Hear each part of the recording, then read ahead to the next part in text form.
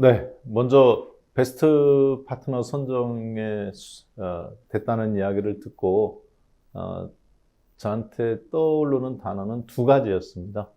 하나는 약속이라는 단어, 그리고 또 하나는 감사라는 단어였어요. 왜 그랬느냐면 약속을 지켜서 참 감사했다. 회원분들한테 제가 연초에 이번 연도에는 흐름이 괜찮다. 2023년도.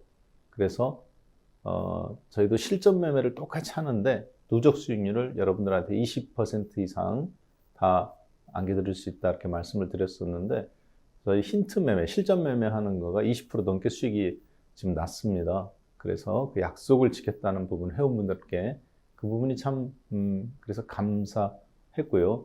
그리고 이번 연도 증시를 한마디로 말해봐라. 그러면은 허허실실 장세였다.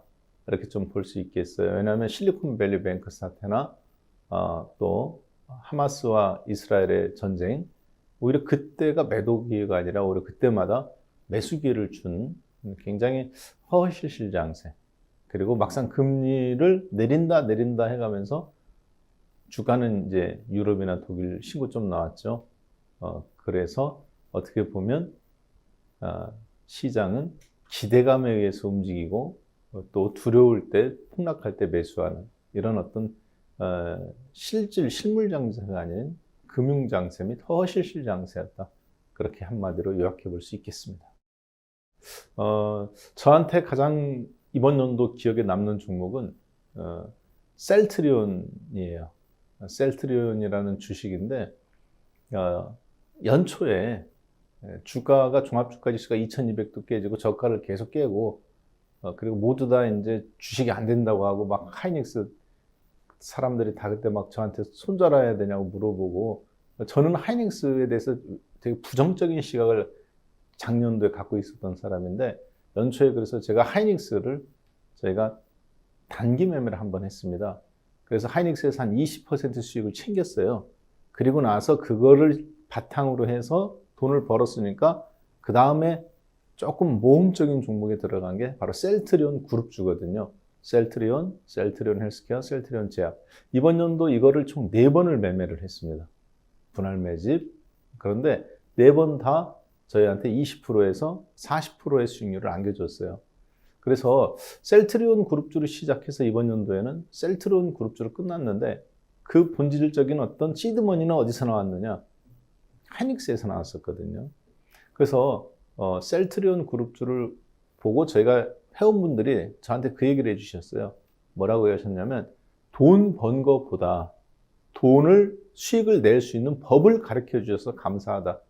저희가 이제 한 크리스마스 전후로 저희들도 한 해 동안 있었던 것들을 회원분들하고 같이 소외도 하고 나누기도 하는데 회원분들 거의 7, 80%가 그 얘기를 해주셨습니다. 이렇게 해서 우리가 돈을 수익률이 20% 넘고 30% 넘어서 고맙다.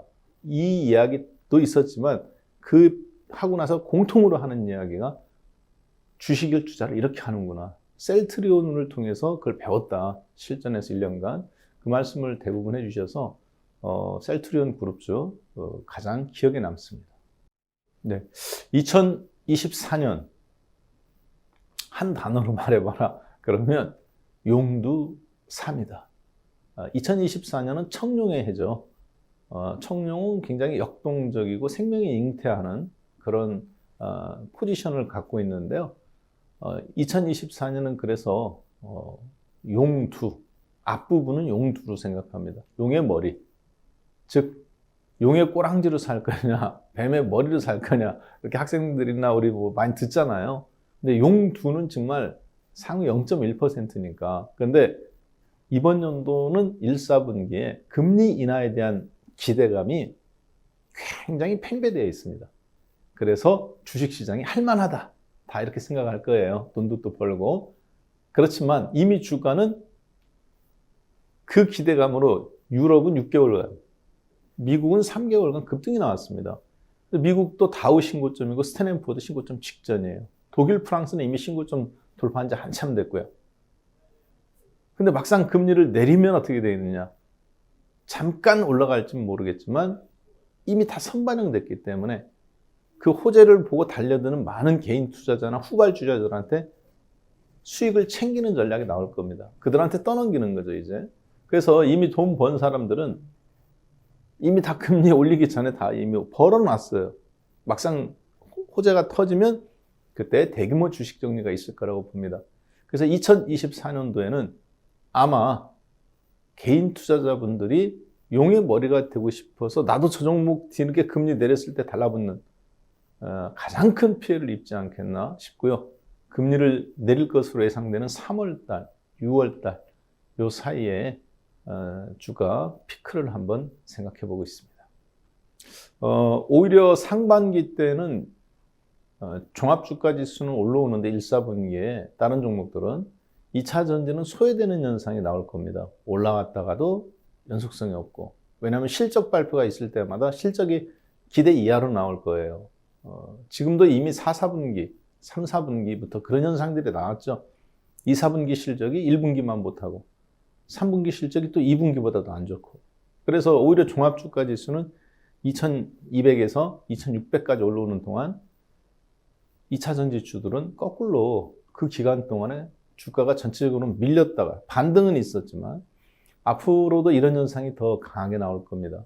그리고 연말 정도, 내년도 연말이나 가을 정도 가면 지친 소외되었던 2차 전지주들에서 많은 탈출 현상이 나올 거는데, 왜 그렇게 보냐면 테슬라가 이번 2023년도에 중국 판매 저조로 인해서 가격을 20% 다운시켰습니다.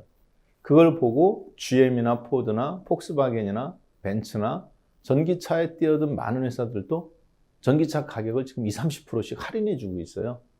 그러면 그거에 대한 부품사들이, 완성차 업체들이 가격 할인이 전기차에서 나온다는 건 결국은 처음에는 그렇게 할지 몰라도 이것이 장기화가 되면 이걸 부품사한테 원가를 떠넘기거든요. 손실 입은 부분을.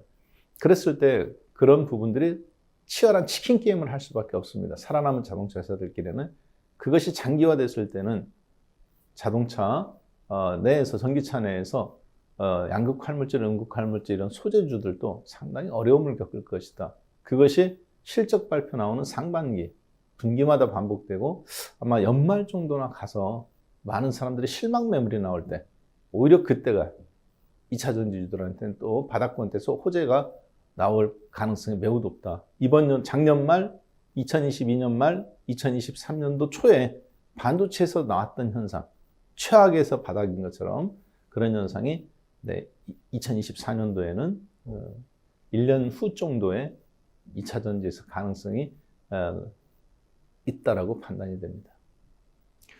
내년도에는 가장 전 세계적인 화두는 AI, 인공지능, 그리고 그 인공지능이 개인 사유화가 되는 원년이라고 보시면 되겠습니다. 여러분들께서 2010년도 전후에는 기존의 핸드폰에서 스마트폰이 사유화가 됐죠. 스마트폰이 사유화가 되면서 금융이 주식도, 그리고 많은 카드도, 결제도 스마트폰으로 이동을 했습니다. 근데 그 10년 전에는 어떤 일이 있었느냐? 2000년도 전후에는 개인용 PC가 인터넷으로 다 연결이 됐어요. 그래가면서 지식이 사유화가 됐습니다. 공유화되기 시작했죠. 네이버라든가 이런 걸. 그리고 나서 지금 이제 25년이 지난 현 시점에는 어떤 일이 있느냐면 인공지능의 사유화가 이제 시작돼요. 즉, AMD라든가 인텔이 인공지능 개인 칩을 만들기 시작했어요. 그래가면서 그것이 개인 PC로 이제 들어오게 됩니다. 노트북에. 그래서 컴퓨터 프로그램이, 인공지능이 먼 나라가 아니라 나의 개인에 들어와요.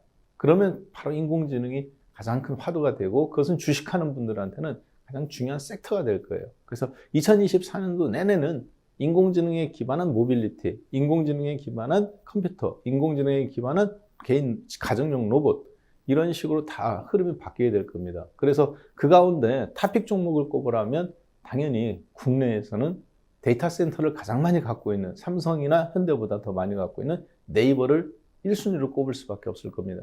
그래서 저는 인공지능의 가장 근간이 될 수 있는 데이터 센터를 갖고 있는 네이버를 1순위 종목으로 그렇게 자신 있게 말씀드리겠습니다.